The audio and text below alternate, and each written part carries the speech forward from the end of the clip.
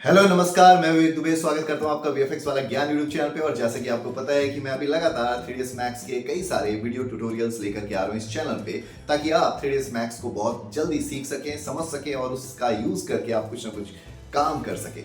तो आज की इस वीडियो में हम बात करेंगे मॉडलिंग के ही फीचर्स की, क्योंकि अभी बहुत सारे मॉडलिंग टेक्निक 3ds मैक्स पे बचे हुए हैं, जैसे कि स्प्लाइन का किस तरीके से यूज करना है, किस तरीके से आपको पॉलीगोनल मॉडलिंग टेक्निक का यूज करना है, किस तरीके से आपको नर्व्स मॉडलिंग टेक्निक का यूज करना है, पैच का यूज करना है, मैश का यूज करना है।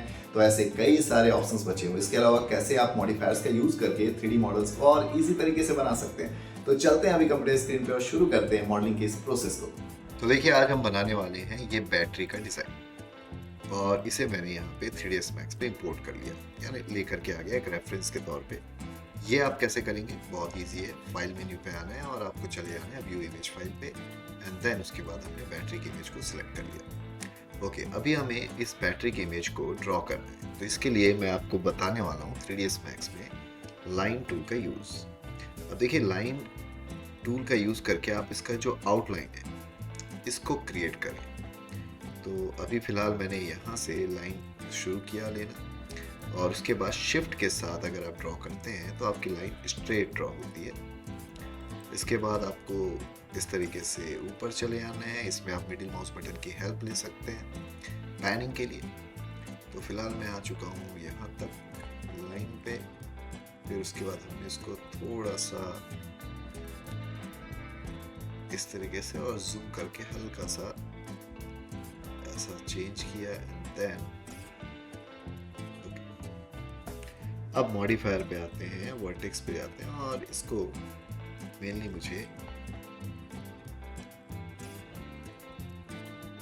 इतने को मैंने इस लाइन के अकॉर्डिंग अलाइन कर दिया। हाइट ज़्यादा हो गई है तो हमने हाइट को कर दिया कम। ओके, तो इस तरीके से आपको लाइन टूल का यूज़ करना है और बैटरी का एक आउटलाइन ड्रॉ कर लेना है। देन आप देखेंगे कि बैटरी का ये जो एजेस है ये राउंडेड है, ये थोड़ा ज़्यादा राउंड है और इसमें राउंडनेस कम है। तो उसके लिए आप इसे सेलेक्ट करें इस पॉइंट को, और कीबोर्ड पे सिंपली एक्स प्रेस करें। देन यहाँ लिखिए फिलेट, और जैसे ही आप यहाँ पे फिलेट लिखते हैं आपको ये टूल मिल जाता है, और आप इसे इस तरीके से थोड़ा राउंड कर दें। इसी तरीके से इस पॉइंट पे भी आके इसको मैं हल्का सा राउंड कर देता हूँ। यहाँ पे भी थोड़ा हल्का राउंड, बाकी ठीक है। इसको भी बहुत ही हल्का सा, आई थिंक हल्का सा राउंड कर देता हूँ। ओके, एंड देन इस पॉइंट पे मैंने इसको राउंड किया कुछ ज़्यादा, और यहाँ पे कुछ इस तरीके से। आपको रेफरेंस इमेज को देखते हुए ही ये चीज़ें करनी है। इसको मैं थोड़ा और ज़्यादा राउंडेड कर देता हूँ। ओके, अब इतना होने के बाद आपको 3ds मैक्स पे एक मॉडिफायर का यूज़ करना है। मॉडिफायर का नाम है लेथ मॉडिफायर। तो देखिए, जैसे ही आपने लेथ मॉडिफायर यूज़ किया आपका मॉडल कुछ ऐसा दिखने लगा। अब आप यहाँ पे अलाइनमेंट में मिनिमम, सेंटर और मैक्सिमम ऑप्शन का यूज़ कर सकते हैं। तो फिलहाल हमने यूज़ कर लिया मैक्सिमम, और अभी आप देखें तो हमारा मॉडल कुछ ऐसा दिख रहा है। ब्लैक कलर में अगर इस तरीके से दिखाई दे तो आप फ्लिप नॉर्मल ऑन कर देना, और अगर आपको टॉप पे ऐसा कुछ चेंजेस दिखाई दे तो आप इस पे वेल्ड कोर को भी ऑन कर देना। इसके अलावा स्मूथनेस के लिए मैं इसके सेगमेंट को इंक्रीज कर रहा हूँ। ओके, अब हमारे इस बैटरी का ये सेल का जो हाइट है वो हो गया थोड़ा कम, तो इसको मैं कर देता हूँ थोड़ा। अभी हम देखते हैं क्वालिटी शेडिंग के साथ, तो हमारा मॉडल कुछ ऐसा दिखाई दे रहा है। ओके, अब मैं आपको बताने वाला हूँ कि आप कैसे इसमें कलर देंगे या ऑब्जेक्ट को डिवाइड करेंगे। तो सिंपल है, कन्वर्ट टू एडिटेबल पॉली करते हैं। अब स्प्लाइन जो है वो पॉलीगन बन चुका है। मुझे यहाँ पे एक डिवीज़न चाहिए, तो उसके लिए एज पे आना होगा, सेलेक्ट करना होगा इस एज को और कनेक्ट करना होगा। आप प्रॉपर प्रपोर्शन देखते हुए या इमेज का रेफरेंस लेते हुए इस तरीके से यूज़ करें। डन।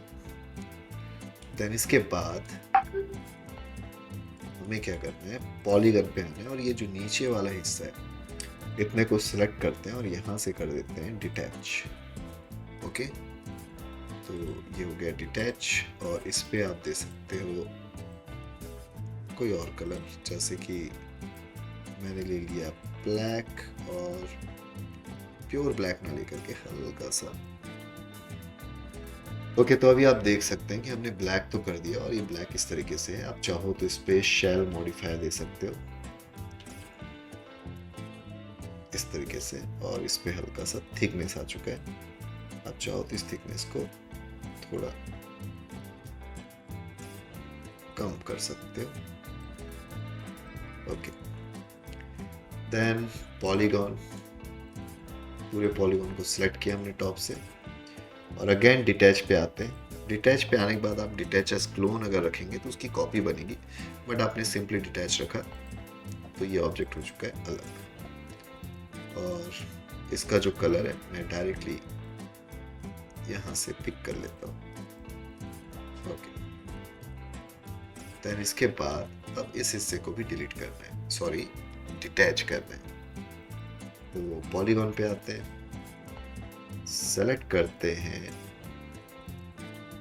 कंट्रोल के साथ मैंने इसके जस्ट बगल वाले पॉलीगॉन पे डबल क्लिक किया। आप देख सकते हैं सेलेक्ट और कंट्रोल के साथ डबल क्लिक, ये सेलेक्ट हो चुका है। ग्रो करते हैं सिलेक्शन को ताकि मैं इसे इस तरीके से सिलेक्शन को बढ़ा सकूं। अभी ये पूरी तरीके से सेलेक्ट हो चुका है और इसको कर देते हैं अगेन डिटैच। ओके, तो ये भी हो गया। कलर पे आते हैं, तो इस तरीके से इस टेक्निक का यूज़ करके आप देखें, जिसमें spline, fillet, lathe, polygon conversion और किस तरीके से हमने पॉलीगन को पार्ट बाय पार्ट डिटैच किया, ये सारे कंसेप्ट आपके इस असाइनमेंट से क्लियर हो जाएंगे। तो ट्राई कीजिए इसे आप। इसमें वैसे बहुत सारी कमियां हैं अभी इस मॉडल में, अगर इस रेफरेंस के साथ मैच करें तो, जैसे कि ये हिस्सा जो है और यहाँ पे का आप हिस्सा देख सकते हो, पर इसे आप समय दे करके ठीक कर सकते हैं। तो देखा आपने मॉडलिंग का प्रोसेस कितना आसान है। अब आपकी बारी, आप इस मॉडल्स को रेडी करें और मुझे मेल करें। डिस्क्रिप्शन पे मैंने अपना मेल आईडी दे करके रखा हुआ है। अगर आपको कोई भी डाउट है, कोई प्रॉब्लम है या आपको मुझसे कुछ बातें करनी है तो आप कमेंट करके मुझसे पूछ सकते हैं। इसके अलावा आप इस वीडियो को यार लाइक करना ना भूलें, साथ ही साथ वीडियो को जो है शेयर अपने दोस्तों को और चैनल को कर दे सब्सक्राइब अगर आप पहली बार आए हैं तो। मैं आपसे मिलता हूँ नए वीडियो के साथ, तब तक के लिए लेते रहें वीएफएक्स वाला ज्ञान। धन्यवाद।